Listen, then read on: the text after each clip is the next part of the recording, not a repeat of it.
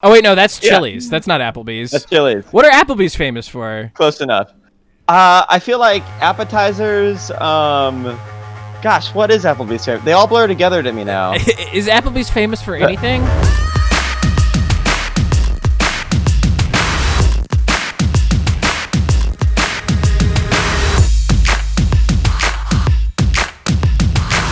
Hey, what's up, everyone? It's Redbeard, No Fear in Chicago. And it is DJ Goldsmash, usually in Atlanta, but coming to you live from my parents' guest bedroom in Dyersville, Iowa. Yes. Famous for where they shot Field of Dreams, actually. That is. Yes. Dyersville, Iowa, home of the Field of Dreams. They're going to do a Major League Baseball game here in August, or they were before coronavirus. This is only the second time, Zane, that we've recorded video. And I've been in a different bedroom both times, and so now I'm like, oh, it'd be a cool running bit if I was in a different bedroom every time we recorded. We'll have to get you a green screen. Yeah. But today we are not playing baseball. We are playing Middle-earth: Shadow of Mordor. Now, unlike a lot of the games we've played, Ian, where it's kind of a new experience for both of us, I have a confession to make, and that's that between when I played this on PS4 originally and PC now, I have a combined 120 hours of playtime on this game. So yeah. I don't know if I've done 120 hours of any activity. Not that you're willing to admit, at least. We're going to jump right in. I really like Lord of the Rings. I only read The Hobbit, but I watched all the movies, and I'm like, it's something you can just keep coming back to, you know? The original Lord of the Rings movies, not the Hobbit movies, but the original Lord of the Rings movies blew my freaking mind when I saw them in theaters. Dude. And then the first movie came out, and then I had finished all 3 books by the time the second movie came out. And that was when I was in like 4th and 5th grade. So I devoured Lord of the Rings as a child. Well, I say we were like the perfect age when those came out, like 2001 to 2003. You know, we both would have been in that like 4th to 7th grade range, give or take. And like that's honestly the perfect age to just be like, yes, the most epic medieval tale of all time. Let's freaking go. Also, the special effects in that movie were so damn good. I forgot to mention the load times in this game are like the initial load time is insanely long. Hey, all good. Gives us time to talk about the movies. What's happening here? What's the premise? What do I need to know going into this? All right, so some people call this game Assassin's Creed Mordor. Because, sorry, I just got attacked out of nowhere. Oh, geez. Because this is similar to early Assassin's Creed games, but it's in Middle-earth. And in the game, you play this ranger dude whose whole family gets killed by Sauron's minions, but then you get cursed to come back from the dead, and you have to just, like, take on his army. Right on. And we've already beaten story mode, but there's about 1 million side quests that we can still do. And as you can see, you're stealthy as hell. Those orcs are just like, I'm going to go take a pee around the rock, and then they're dead within seconds. It's worth noting, to explain how this game works, to explain the Nemesis system. These guys here that are in silhouette, these are our captains whose identities we don't know. So we can take orcs and interrogate them for intel on those captains. Then, these captains here we do know. If you know their identity, then you know their weaknesses. This one's afraid of fire, and he's invulnerable to bows and stealth attacks and things like that. And then these guys at the top, these are the war chiefs. These are the big kahunas. And you can't just go after them. You have to, like, do certain tasks for them to, like, show up. And then these ones are the ones that are temporarily dead. If you kill them, they don't die. The only way to permanently kill them is to decapitate them, and that's what these guys are. Hello. Hi, friend. They all have great skincare routines, I see. Yes, absolutely. Only the finest in Mordorian skincare. Maybe it's Maybelline. You have this, like, wraith mode. Blue is our enemies, and green are the enemies that have information. We can go grab this dude, if I remember how to grab him. There we go. There we go. Give me your lunch money, punk. Ooh, wow. It's pretty intense. And then he'll give us intel on this guy. So this is Ushak, the Merciful. Ooh. And he's vulnerable to stealth finishers. So now we can be like, okay, I want to kill him. Let's go find him. We could either keep this guy alive and he'll fight on our side because we've brainwashed him, or we can pop his head. We've been doing some bicep curls because we just popped him like a grape. Oh my gosh. Yeah, we're badass, aren't we? Insanely badass. Yeah, I've done some serious leveling in this game, so I have a lot of abilities that are not available immediately. But it makes it for a hell of an exciting watch. Yeah. At this point in the game, most encounters, like, it's very, very unlikely to die because of how insanely powerful we've made this character. But when you first start the game, holy shit, if you run into a captain, like, you are screwed. Any questions so far? I've thrown a lot of information at you here in the last No, this is great. I think I'm pretty up to speed. You said, so we are undead, right? Like, we were killed by Sauron's army, and now we're back from the dead to seek revenge for our family being killed, yes. So, actually, your spirit is bound to this elf dude that you see when you go into Wraith mode. That's the guy who helped Sauron forge the One Ring. Sauron tricked him into forging the One Ring, which, if you look at the Lord of the Rings lore, is true. It's the actual character. It's canon. Gotcha. Yeah. But what's not canon is that his spirit is now bound to ours, and we're both seeking revenge against the Dark Lord.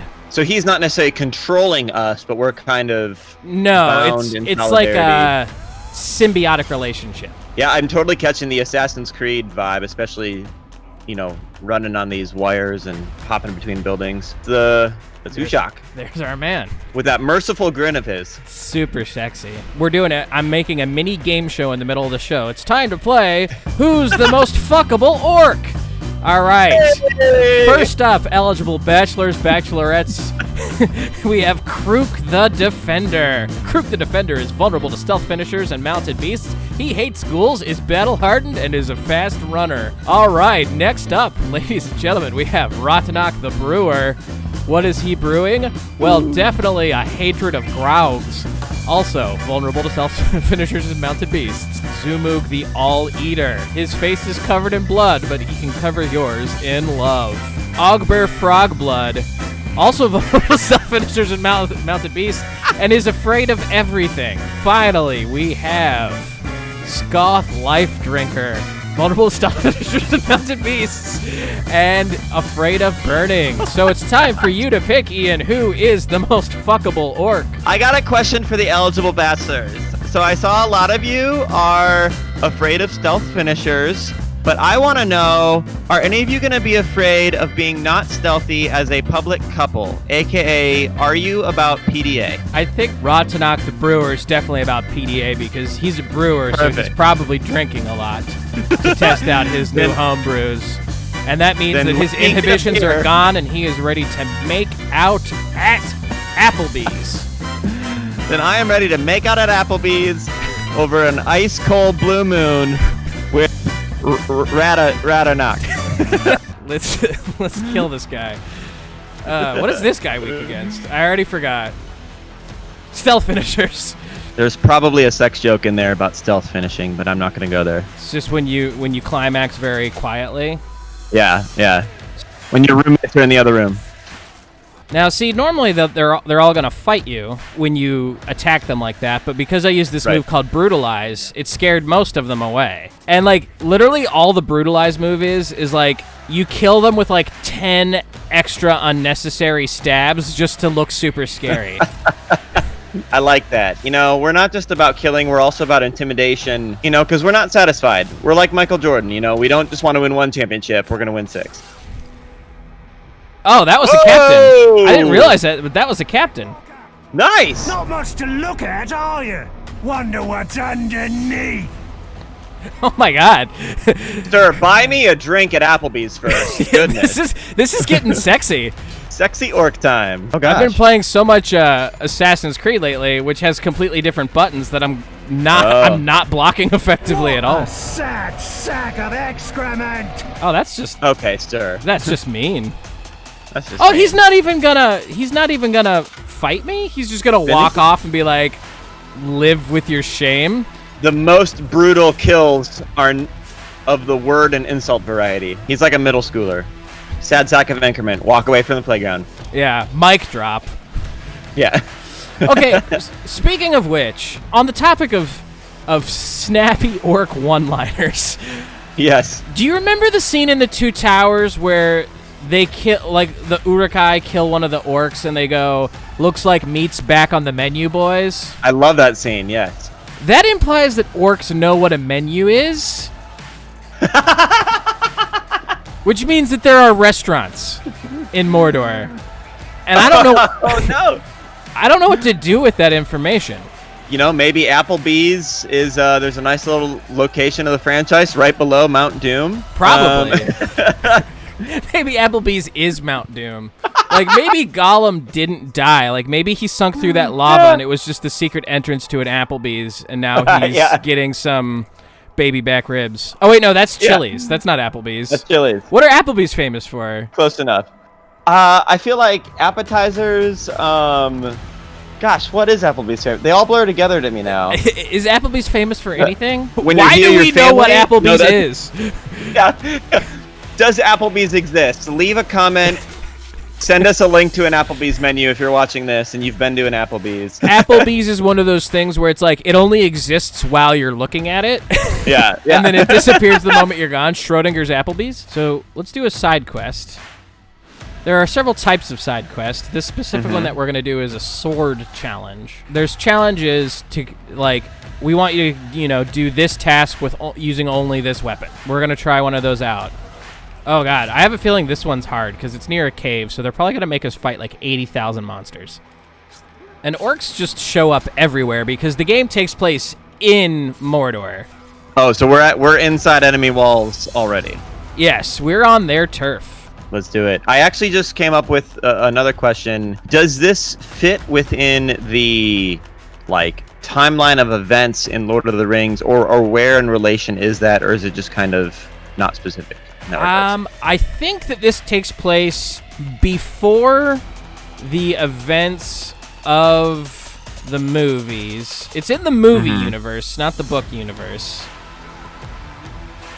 That's a good question, because, like, you do encounter Gollum in this game, and he seems to think that you have the ring, which means that he doesn't think that Bilbo has the ring, and he knows Bilbo stole the ring right after Bilbo steals the ring in The Hobbit, so that leads me to wonder if it takes place slightly before the events of The Hobbit, but I'm not sure.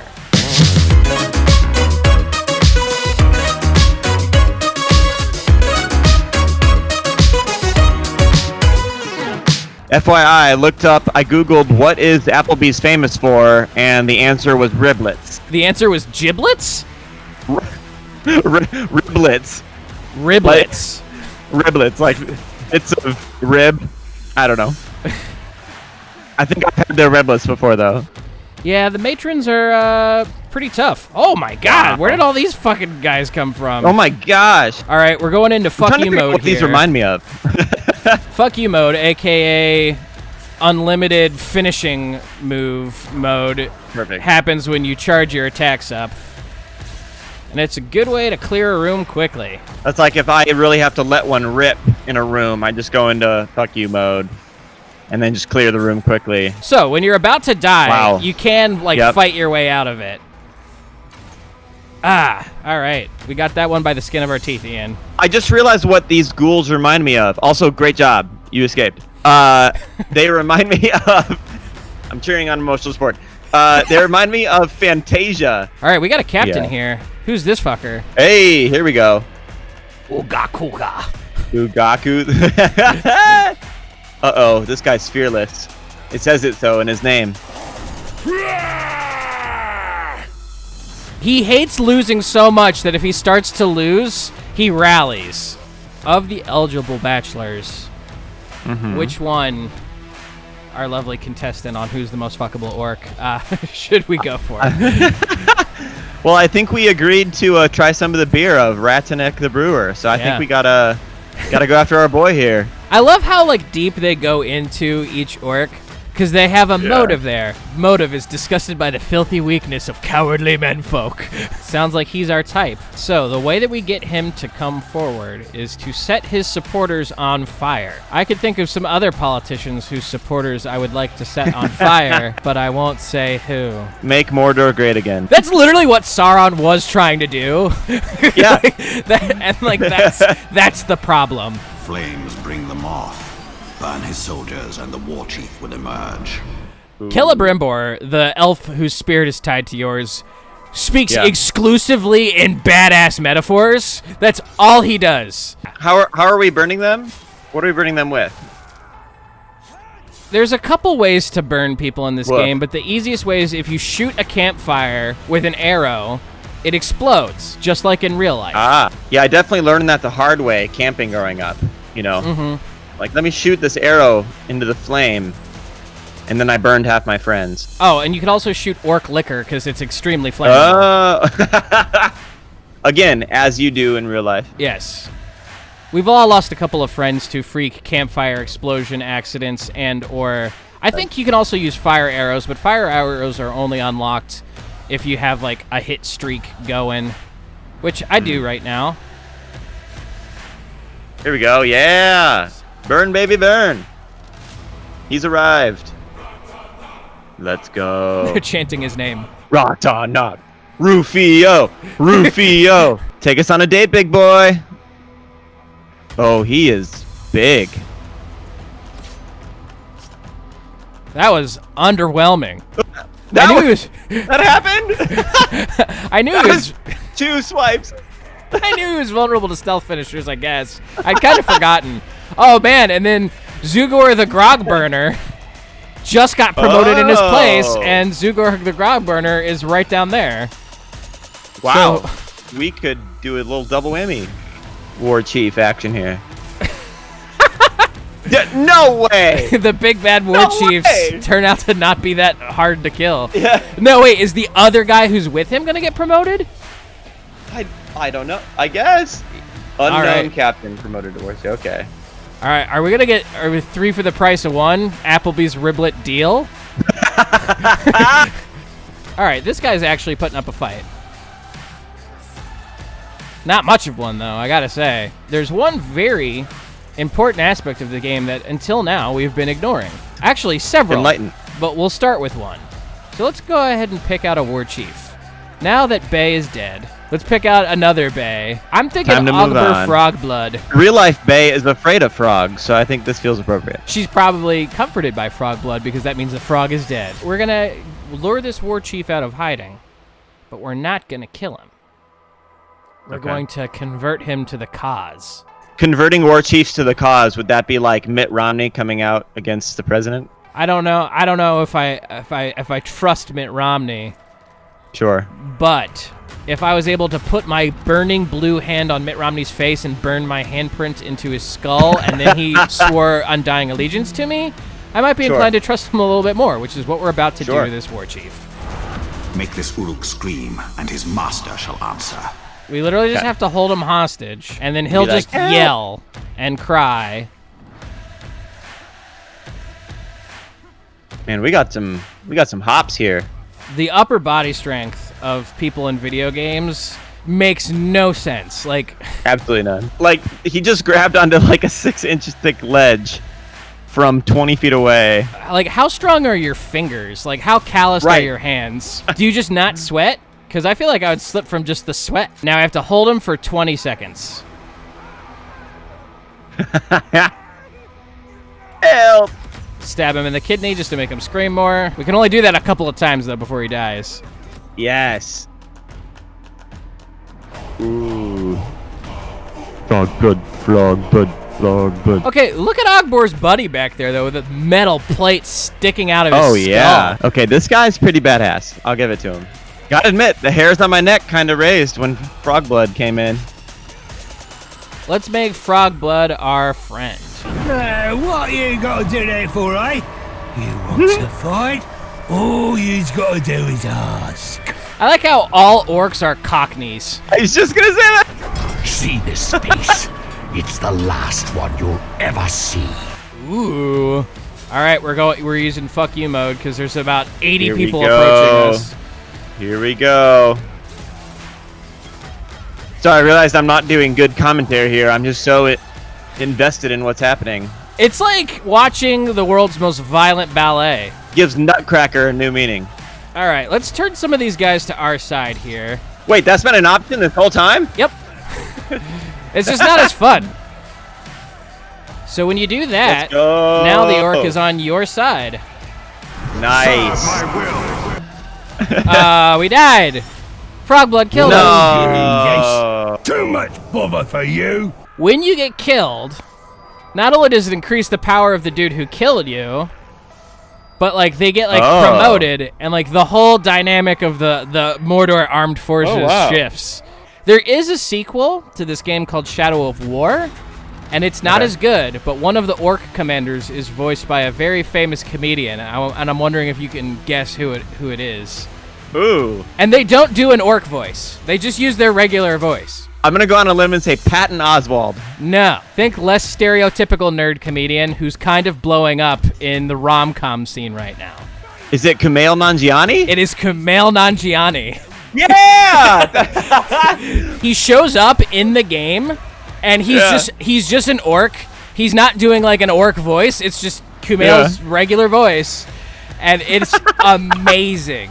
And like the one-liners he does are gold. He'll be like, "We're going to fight now. I will probably win." It's so good. I love that. I wish I could have been a fly on the wall in like the vocal booth sessions for Kumail playing an orc. What vegetables died in the name of recording the sound effects for this game? All right, we did it. He's on our side. Hey! Nice. We can go sick him on someone else. We'll tell him to go after this dude. The All-Eater. This guy loves a good pizza ranch buffet. At Applebee's. A pizza buffet at Applebee's. That's a thing, right? I've been to Applebee's like one time, and it was in high school. Applebee's is pretty big in Iowa, so I've been to Applebee's many a time. But it is the official sponsor of the Mordor Uruk-hai army. Eating good in the wasteland. Applebee's is locally sourced in Mordor. That's nice. That's good. Nothing but spiders and rats on the menu again. Again, the menu. They're aware of Time to go to Applebee's. the restaurant industry. You can ride around on these giant monsters, provided they don't kill you. Ooh! Let's go! And yes, you can just completely mangle orcs. Wowza. Oh my gosh. Oh my gosh. All my Uruks will fight you. Just give up, eh? Each and every one of you will die. So are we also trying to kill the other war chief then? Yes, Like we're that's trying our to mission? ensure that our war chief wins. I love that scream that they do because it's just like. As I mentioned, I'm at my folks' house in Iowa right now, so outside my room, all my mom is hearing is me going, That's my 30-year-old son that I'm proud of. My 30-year-old son who watches someone else play video games for strangers. Yeah.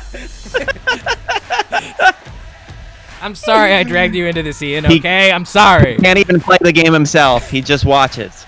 You're the Nidhogg Raw Dog. That's true. That's right.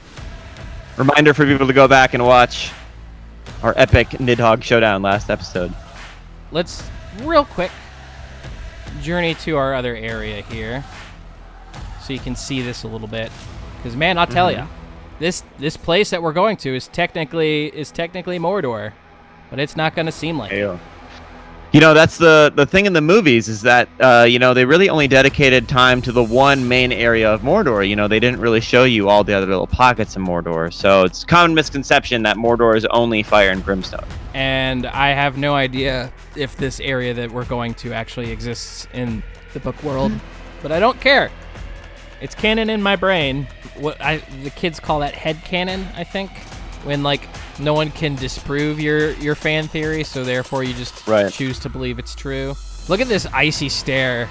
That's actually his orc Tinder profile picture, I think. Like, this dude is a downer. Like, there's like Yeah. He's probably one of the most unlikable protagonists ever. Okay. Yeah, he's like fighting the orcs, but then like when you help the other people fight the orcs, he's like, "Hey, you're doomed anyway. Sauron's just gonna kill you all." It's like, bro, you ever heard of morale? Right. You don't Not show all up the best, to Game 7 of the NHL Finals and go, "Oh, we're not gonna win the cup." This place is way more luscious. Yeah, I would And- not guess this is Mordor. It's also filled with fearsome beasts like this guy. Ooh, okay, that looks more Mordorish right there. We're not going to fight him, though, because we can ride this guy around, too. He's now our friend, and we will use him to eat orcs. Looks like meat's back on the menu, boys. Can you imagine just being, like, walking around, trying to mind your own orc business when, like a giant lumbering monster with a dude riding on its shoulders just, like, comes waltzing in and starts, like, grabbing you? Is it weird that this is making me kind of hungry? I don't disagree with you. There's something satisfying about that crunching sound every time he bites off the head of an orc. Kind of like the crunching that you hear when you bite into crispy boneless wings, only at Applebee's. You know, I am in Iowa, so I'm only about a 20-minute drive from an Applebee's. Is that the truth? Any time that you're in Iowa, you're never more than 20 minutes away from an Applebee's? Yeah. Death Walker! Oh, okay. Hi. Oh, you damaged Tom. Hey, buddy. You're gonna Nice stay eyes. down. So your character is quote-unquote banished from death, right? You cannot die. Okay. Anytime you're killed, Sure. you just come back to life. But every single orc is like, "I'm gonna be the one that kills you for real this time. And you're not gonna come back because I'm special." That was a good Cockney orc impression you got there. Bye, buddy. 120 hours of playing a game will do that to you. That's true. I don't know who this thought it guy was is, okay. but he's running away, which just means I have to kill him. No, he got away. The captains keep interrupting me by being like, "I was going to be the one to kill you this time." I know you can't die, but I'm gonna kill you for real. If they decide to do That a was third my installment of forward this series, I'd like to formally submit that clip of me as my audition tape to be an orc. Yes, you and Camille. Signal boost Voice this because that acting means together. I might get to meet Kumail Nanjiani. So please.